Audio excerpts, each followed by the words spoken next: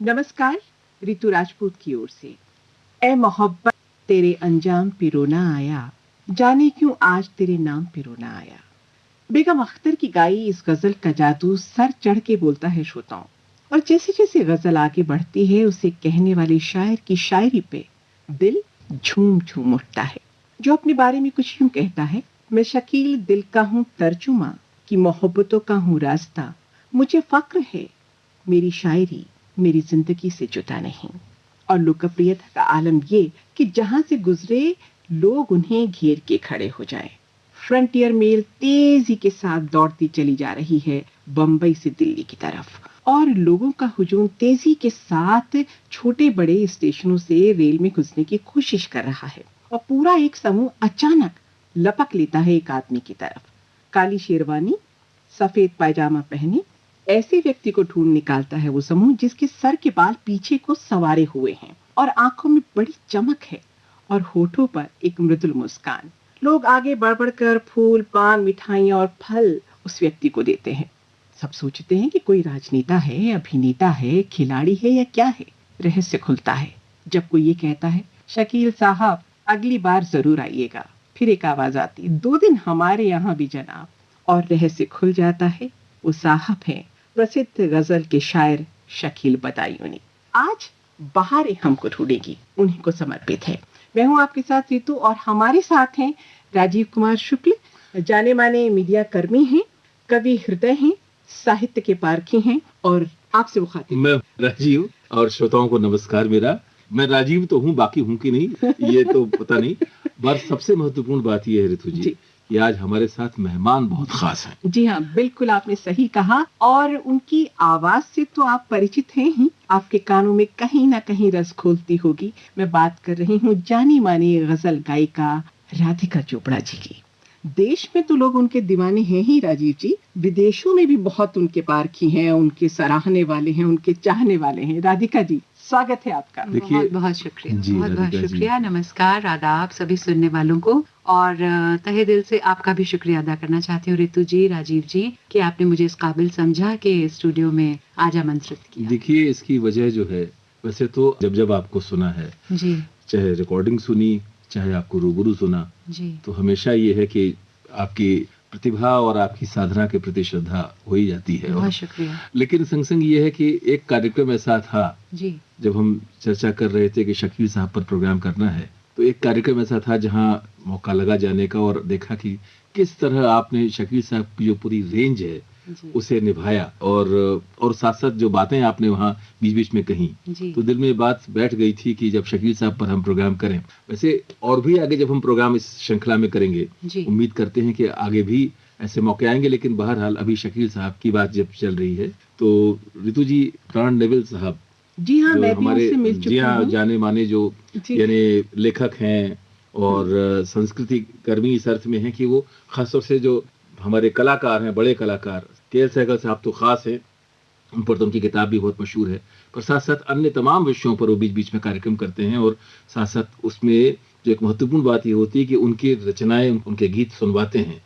तो शकील साहब का जो प्रोग्राम था, वैसे राधिका जी के बारे में मुझे जानकारी मिली कि कई प्रोग्राम उनके साथ किए हैं। जी, मैं राधिका करीब जी, मेरा ख्याल है 30 प्रोग्राम उनके साथ कर 30 चुकी हूँ। प्रोग्राम जी, किए हैं। चलिए तो और अच्छा राधिका जी, ये बताइए कि जी, आप बहुत से शायरों की गजलें आपने गाई हैं जी, और जैसा कि अभी जिक्र कर रहे थे राजीव जी के शकील साहब पर आपने बहुत विस्तृत कार्यक्रम किया था और एक के बाद एक इनकी बहुत ही मीठी और बहुत ही खूबसूरत गजलें आपने गाई। जी, जब हम शकील साहब की बात करते हैं तो कहीं ना कहीं उनकी गजलों के साथ साथ उनके फिल्मी गीतों का जिक्र भी आता है। दरअसल बिल्कुल ये आता कार्यक्रम है, फिल्मी बिल्कुल गीतों का ही आता था है। जी, जी, और जी, उसमें मतलब गजलें भी थीं जी, जी, और जिसे हम गीत या नगमा कहते हैं वो भी था। जी। देखिए, जहाँ तक गज़ल का ताल्लुक है, शकील बदायूनी ने बहुत गज़लें लिखी, जी। लेकिन मकबूलियत कुछ गज़लों को ही हासिल हुई अनफॉर्चुनेटली। आई वुड से कि बहुत लोगों ने शकील का कलाम जो है, गज़ल जो है, वो नहीं गाई।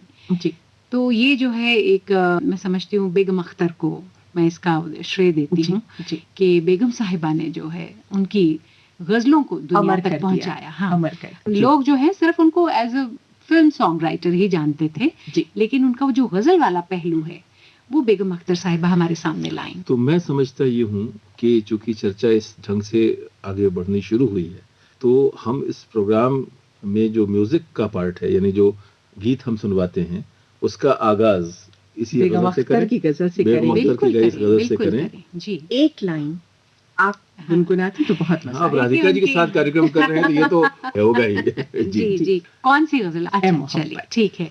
हालांकि उनकी मेरे हम नफस मेरे हम नवा भी बहुत मशहूर है। तो जो आप चाहें। वो भी सुनेंगे। जी, और उनकी गजल मुझे बहुत पसंद है, खुश हूँ कि मेरा हुस्न तलब काम वाह। तो आया, वाह। खाली ही सही मेरी तरफ जाम तो आया। आहा, ये क्या भी बात मुझे बहुत पसंद है। और एक मेरी गुरु शांति हीरानंद जी ने जो उनकी गजल गाई है, मुझे बेहद पसंद है। नजर नवाज नजारों में जी नहीं लगता, वो क्या गए कि बहारों में जी नहीं वाह, लगता। क्या वाह, बात है। वाह। जी और इसमें अनुप्रास का सुख है, देखिए ऋतु जी, नजर हाँ। नवाज नजारों जी जी नहीं। आपने अनुप्रास अलंकार ढूंढ लिया इसमें। है। जी जी जी जी जी। तो तो आप मेरा ख्याल है लोगों को हम ए मोहब्बत सुनवा देते हैं। अभी उसे सुनवाते हैं जी। वो लोगों को बहुत पसंद तो है। बस आपसे जो चलिए मैं दरख्वास्त की थी जी, जी मैं उसका मतला जो है वो गुनगुना देती हूँ। देना ए मोहब्बत तेरे अंजाम पे रोना आया आहा। है मोहब्बत तेरे अंजाम पे रोना आया, जाने क्यों आज तेरे नाम पे रोना आया है मोहब्बत।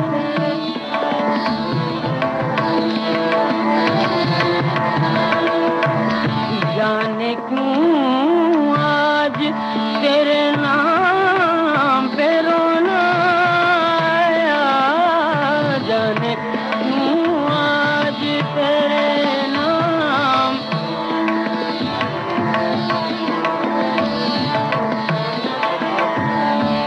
यूं तो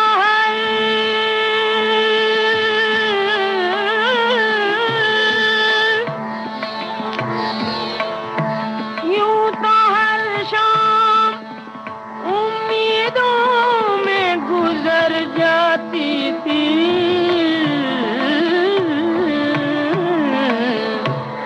आज कुछ बात है जो शाम पे रोना आया, आज कुछ बात है जो शाम पे।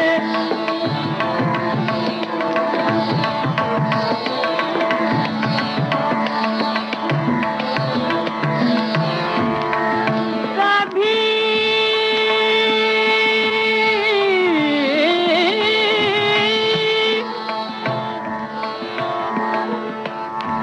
कभी तकदीर का मातम, कभी दुनिया का गिला,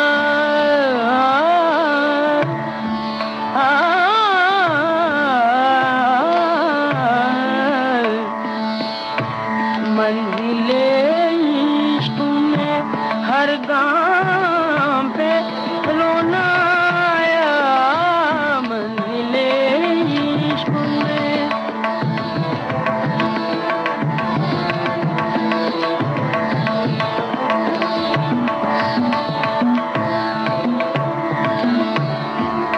जब हुआ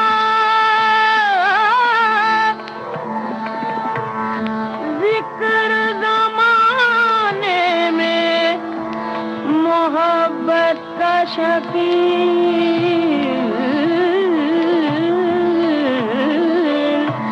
मुझको अपने दिले नाकाम पे रोना आया, है मोहब्बत तेरे अंजाम पे रोना आया, है मोहब्बत। बहुत ही सुंदर और बहुत ही मीठी, और कहीं दर्द, कहीं कसक, कहीं क्या क्या कहें, क्या जादू है आवाज में। बहुत मीठी गजल हमने सुनी। और अब वैसे ऋतु जी, जी। मतलब अब मैं यहाँ ये बात कह दूं, पता नहीं फिर इसका मौका प्रोग्राम में आए कि ना आए। राधिका जी ने तो इतनी खूबसूरत शुरुआत की थी। मैं कहना ये चाहता था कि गज़ल बहुत लोकप्रिय हुई, और हम लोग जब युवा हो रहे थे तो वो गज़ल का दौर आया और बहुत से हमारे जाने माने कलाकारों ने इसको प्रस्तुत किया।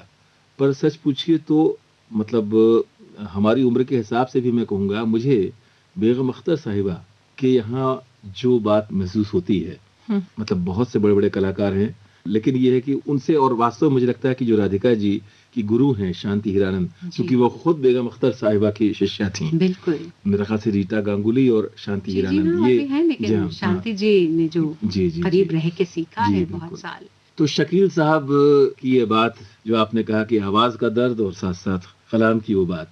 शकील साहब को मूल रूप से जिस रूप में मैंने देखा, मैं जिस रूप में उन्हें समझ पाता हूँ कि वो प्रेम के, इश्क के, मोहब्बत के, उसकी अभिव्यक्ति के शायर हैं। और बहुत सरल, बहुत मासूम शायर हैं। जी, जी। और प्रेम और इश्क की आप जो बात कर रहे हैं, वो तो मेरा ख्याल है हर फनकार, जी, चाहे वो शायर हो, चाहे गायक हो, जो हर फनकार नहीं, कहीं न आप कहीं बिल्कुल प्रेम और सही इश्क कह से रहे हैं। जुड़ा ही है। लेकिन ये है कि उसमें बाकी लोगों के संग कुछ चीजें आती, जैसे फैज अहमद फैज, जी, मुझसे पहली सी मोहब्बत मेरे जी, महबूब न जी, मांग। जी, तो क्यों, यानी वो मोहब्बत होगी पर पहले सी नहीं होगी, जी, तो उसमें कुछ चीजें और आके जुड़ती हैं और वो जी, क्यों जी, पहले से न मांगी जाए, ये भी बताई जाती है। जी, शकील जी। साहब के यहाँ मुझे लगता है कि ये सब दुविधाएं ज्यादा नहीं है। और बहुत सरल उनकी कुछ पंक्तियां मुझे याद आ रही हैं। राधिका जी, तवज्जो इरशाद। चाहूंगी। जुनून से गुजरने को जी चाहता है, आहा! हुँ। हंसी जब्त करने को जी जी चाहता है। वाह, वाह! वो हमसे खफा हैं, हम उनसे खफा हैं, मगर बात करने को जी चाहता वाह, है। वाह, वाह! तो क्या बात कितनी है। सरल, कितनी हुँ। मतलब प्यारी सी बात है और कितनी मगर बात खूबसूरती करने से को कह जी दी। चाहता तो है। इस तरह की कई सारी गजलें हैं उनकी।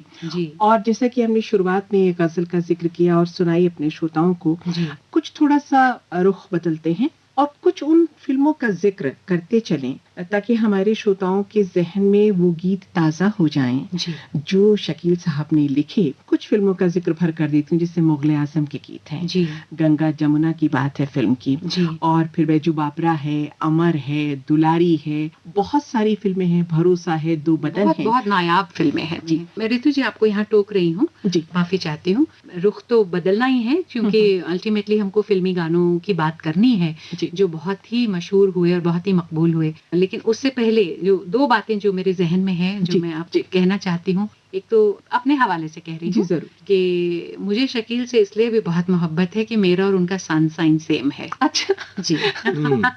क्या बात है। जी, वो मेरी तरह लियो थे। अगस्त 3 अगस्त 1916 में जी, जन्मे, बदायूं 1916 में। जी, जी, उनका जी, जन्म हुआ जी। 3 अगस्त को, हम्म, तो मैं भी अगस्त बॉर्न हूँ, क्या बात तो मुझे वैसे ही ज़रा अगस्त वालों से बड़ी मोहब्बत क्या रहती है। बात और दूसरा जो बाद बहुत में लोग आपसे हम तारीफ भी पूछ लेंगे। बहुत लोग ये नहीं जानते हैं कि शकील का मतलब क्या है। जी। मैंने इनफैक्ट एक डिक्शनरी में भी ढूँढा, मैंने कहा देखूँ ज़रा इन्होंने क्या लिखा है, लेकिन नहीं लिखा है।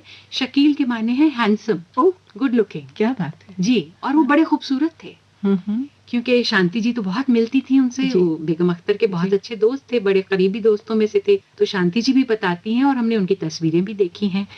तो वो बड़े हैंडसम थे। तो वो जब पैदा हुए होंगे तो आई एम श्योर वो बड़े खूबसूरत रहे होंगे। तो कहीं माँ-बाप ने जो है वो उनकी शक्ल देख के उनका नाम शकील रखा होगा। वाह, जी, वाह, तो वो वाह। बिल्कुल अपने नाम के साथ मैच करते थे। जिसे कहते हैं यथा नाम तथा गुण। हाँ, बिल्कुल, यथा नाम तथा गुण। तो शकील जो है बड़े, he was a very good looking poet, very good looking man. जी, और वही उनके नाम के माने हैं। तो ये दो बहुत अच्छी बातें बात आई, बताई देखिए। आपने। अच्छा, और यानी उसके संग संग ये बात भी तो ऋतु जी आ ही जाती है ना जी। कि जो लियो होते हैं जी, वो बहुत वो गुड खूबसूरत लुकिंग होते हैं। जी, मैं एक्चुअली कहना यही चाह रही थी, लेकिन मैं आपके मुँह से नहीं, सुनना जी चाह जी, रही तो थी। राधिका जी, जी। आपकी यानी आपकी गायकी की सुंदरता और आपकी सुंदरता ये तो शुक्रिया। सारी दुनिया इसे जानती है। तो हम अगस्त में ना हुए। मैं जुलाई में आ गया।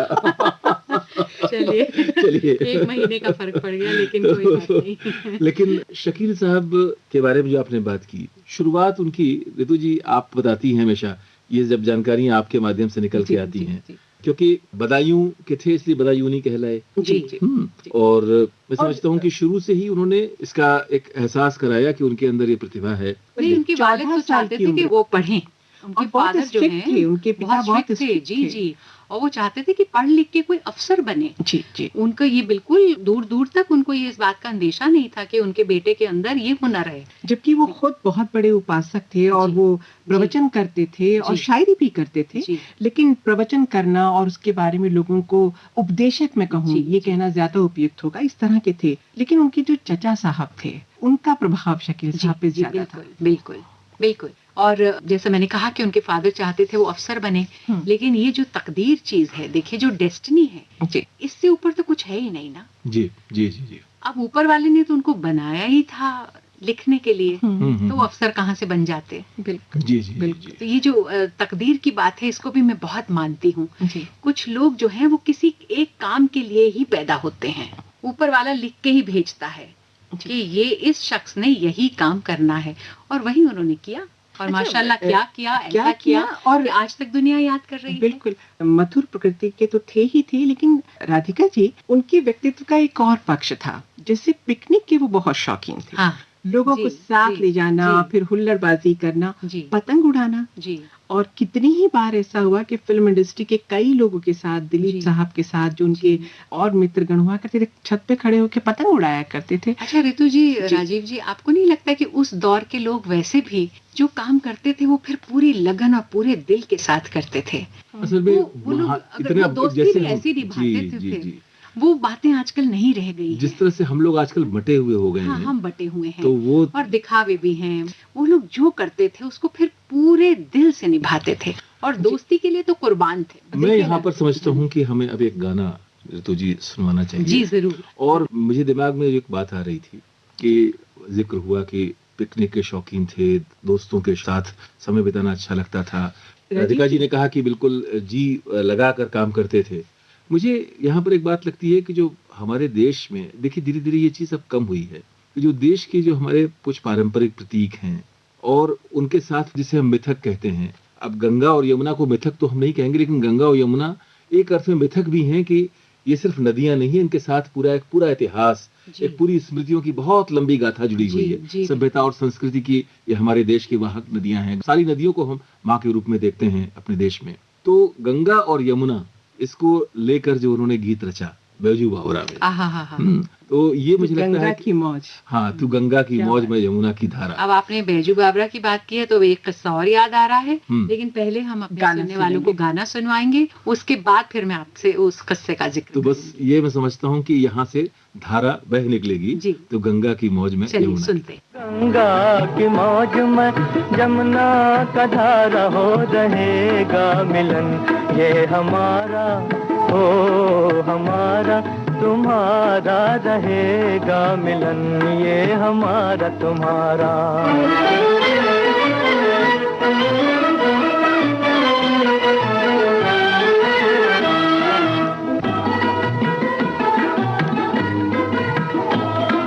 अगर तू है सागर तो मझधार मैं हूँ मझधार मैं हूँ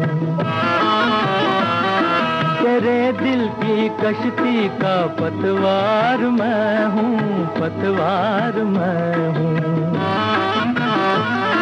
चलेगी अकेले ना तुमसे ये नैया न तुमसे ये नैया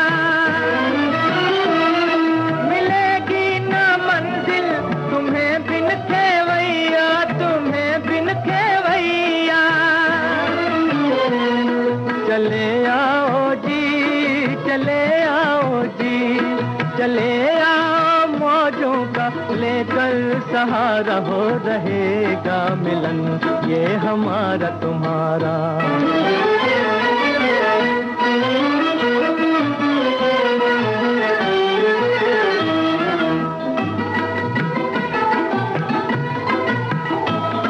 भला कैसे टूटेंगे बंधन ये दिल के बंधन ये दिल के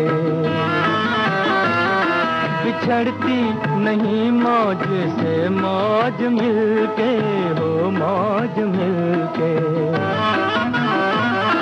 छुपोगे भंवर में तो छुपने न देंगे तो छुपने न देंगे डुबो देंगे नैया तुम्हें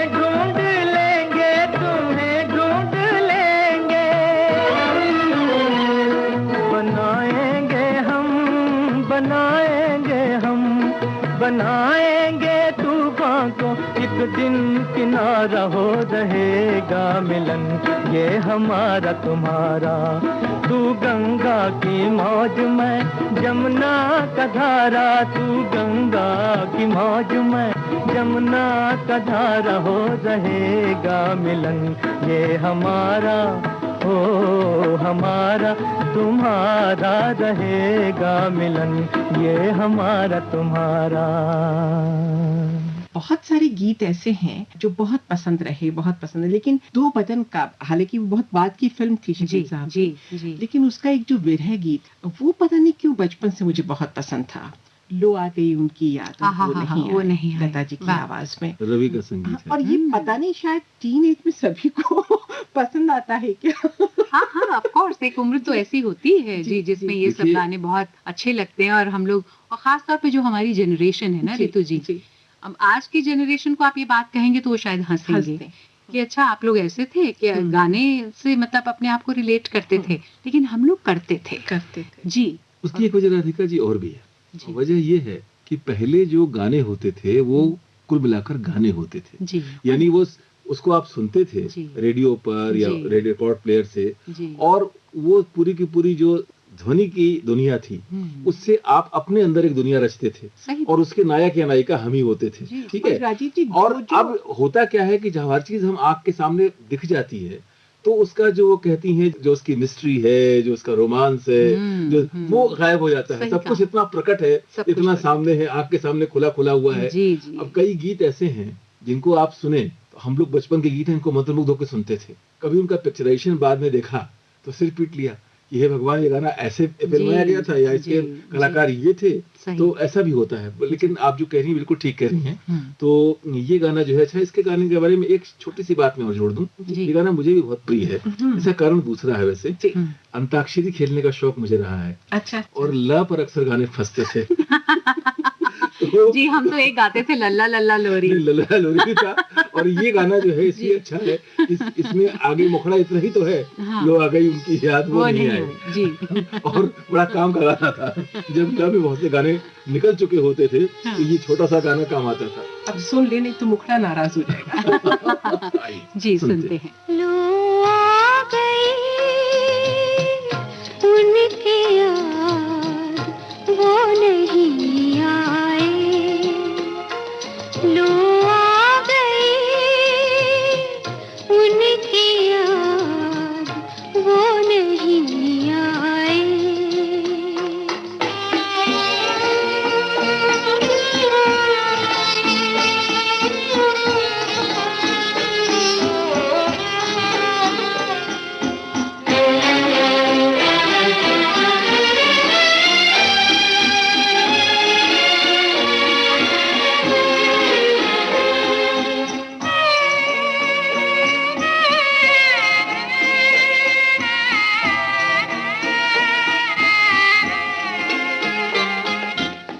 दिल उनको ढूंढता है गम का सिंगार करके, आंखें भी थक गई है अब इंतजार करके, आंखें भी थक गई है अब इंतजार करके, एक सांस रह गई है वो भी न टूट जाए। लो आ गई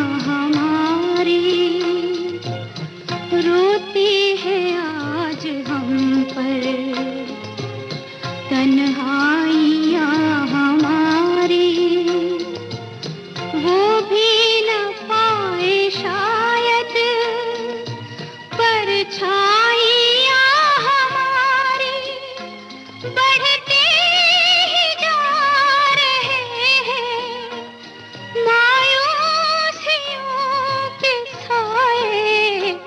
लो आ गई उनकी याद, वो नहीं आए।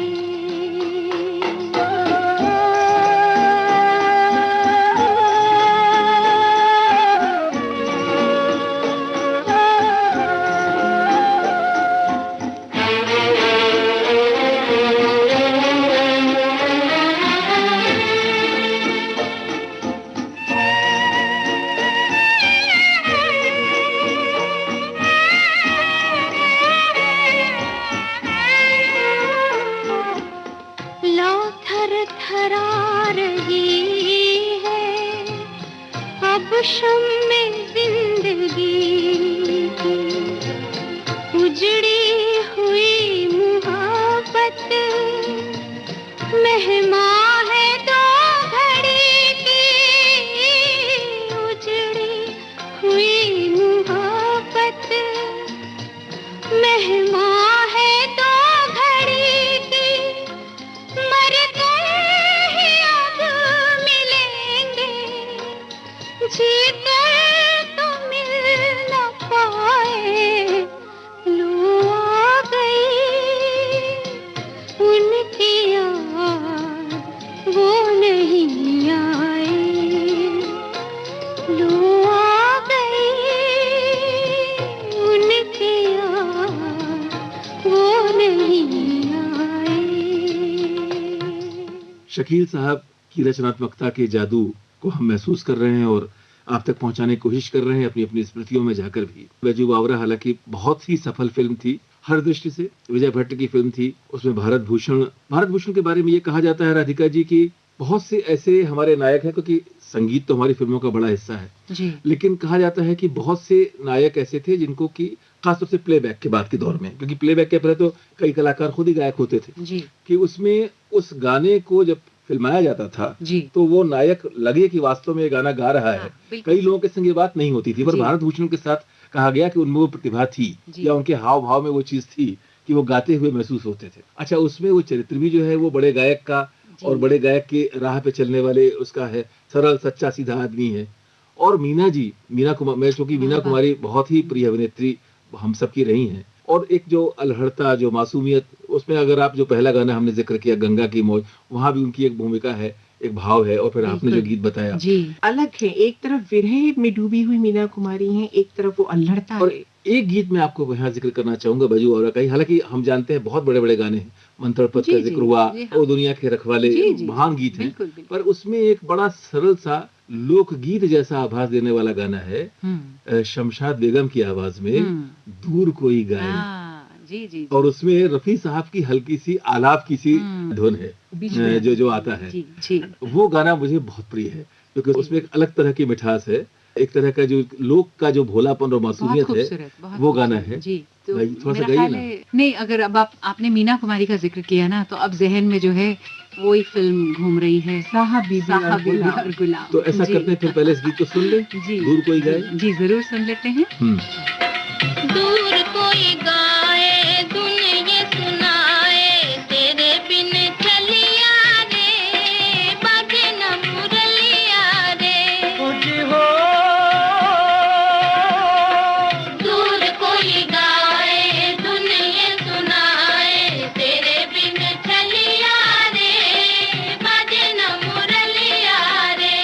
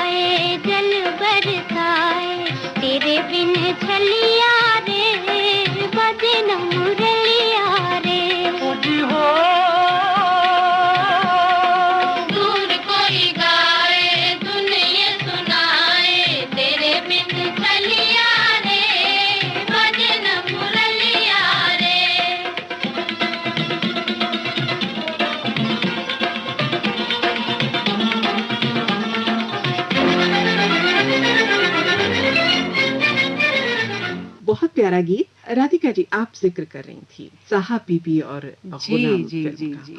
और इत्तेफाक से ये फिल्म मुझे भी बहुत पसंद है, और खास करके मीना कुमारी की जो 2 फिल्में हैं जो मुझे सबसे ज्यादा पसंद है, उनमें से एक तो साहब बीबी और गुलाम, जी। और दूसरी चित्रलेखा। वाह वाह। वैसे तो बहुत सारी फिल्में ये हैं। जो कॉम्बिनेशंस थे ना, जी। इसमें जो हेमंत कुमार और गीता दत्त का जो एक कॉम्बिनेशन सामने आया, शकील बदायूनी के बोल और गीता जी की दर्द भरी आवाज और फिर हेमंत साहब का म्यूजिक। इसमें कमाल ये भी था कि जो इन्होंने जो चुना, जो गुरुदत्त ने या हेमंत साहब ने जो चुना, कि सारे मीना कुमारी के गीत, या एक गीत है जो सीधे उन पर फिल्माया हुआ नहीं भी है, कोई दूर से आवाज है, जो एक तरह से शीर्षक गीत की तरह आता है, जी। पर है वो मीना कुमारी की ही नियति से जुड़ा हुआ, उसी का आभास देता हुआ, जी। वो सब गीता दत्त के हैं। वहीदा रहमान पर जो गाने फिल्माए गए हैं वो आशा भोसले जी, की जी, आवाज में, हाँ, बिल्कुल। उसके अलावा 2 मुजरे भी हैं। तो गीता दत्त की आप बात कर रही थी। जी, तो उसका जो वो गीत है, न जाओ सैया आहा, छुड़ा आहा, के पैया, उसकी कसम तुम्हारी। पिक्चराइजेशन देखिए ना, क्या बात है। वो दिमाग और से निकली नहीं आज तक। आज अभी तक- बचपन में देखी थी वो फिल्म, जी, लेकिन वो मीना जी का वो जो चेहरा, वो खुले बाल, वो बड़ी बिंदी, वो जहन से आज तक उतरता निकली नहीं। और वो देखिए ना, जी। फूल उठा उठा के फेंकता रहमान साहब के चेहरे पे, जी जी और जी। अध लेटे होके गाना Beautiful. नहीं भूलता, जी, जी, नहीं जी, बिसराया जी, जाता जी। उनका ये अंदाज। जी। और गाना तो अपने आप में अद्भुत था ही, और ये गाना, और फिर उसके बाद बिल्कुल अलग रंग का दूसरा गीत जो वहीदा जी पे फिल्माया गया, भावरा हाँ, बड़ा बिल्कुल नादा, अलग, बिल्कुल वो अलग। बिल्कुल अलग है। जी। लेकिन हम पहले, अगर आप इजाजत दें, तो इस गीत को सुन लिया बिल्कुल जाए। बिल्कुल। और इससे शकील जी के ये दोनों रंग भी तो नजर आते सामने हैं ना, आएंगे। जी, कि देखिए एक ही शायर, एक ही लिखने वाला, और कैसे अलग अलग 2 रंगों की चीज बिल्कुल लिखी है, क्या बिल्कुल बात। मुख्तलिफ। यानी बिल्कुल वो मुख्तलिफ। चरित्रों के भीतर प्रवेश कर जाता है, हाँ, और बिल्कुल। फिर उनके मन की बात कहता है। जी जी। तो असली लिखने वाले की तो यही काबिलियत है। परकाया प्रवेश। जी जी जी। आइए सुनते हैं इस गीत को। न जाओ सैया छुड़ा के बैया, कसम तुम्हारी मैं रो पड़ूंगी, रो पड़ूंगी। चल रहा है सुहाग मेरा, जो तुम न होगे तो क्या करूंगी, क्या करूंगी। न जाओ सैया छुड़ा के बैया, कसम तुम्हारी मैं रो पड़ूंगी, रो पड़ूंगी।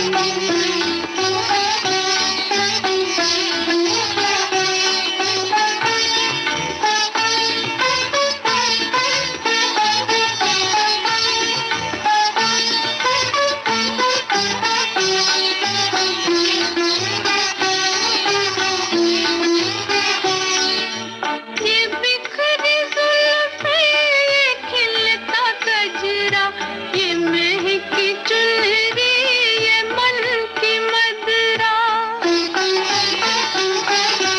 ये बिखरी जुल्फें, ये खिलता गजरा, ये महकी चुनरी, ये मन की मदरा।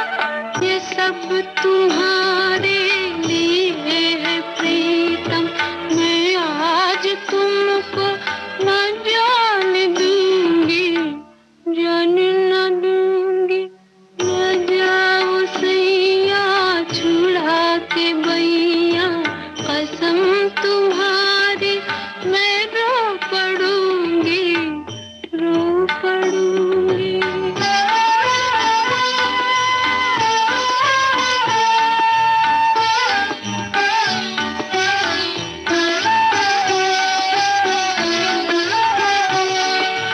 मैं तुम्हारी दासी, जन्म की प्यासी, तुम ही हो मेरा सिंगार प्रीतम।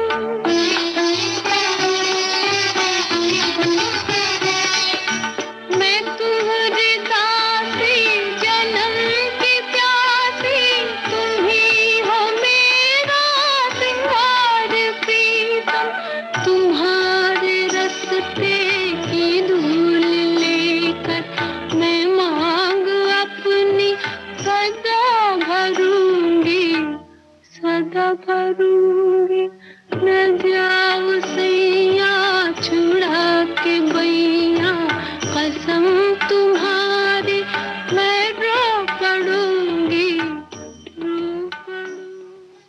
कार्यक्रम की अगली कड़ी आप तक पहुंचेगी। प्रोग्राम आपका अपना बहारें हमको ढूंढेंगी। हमारा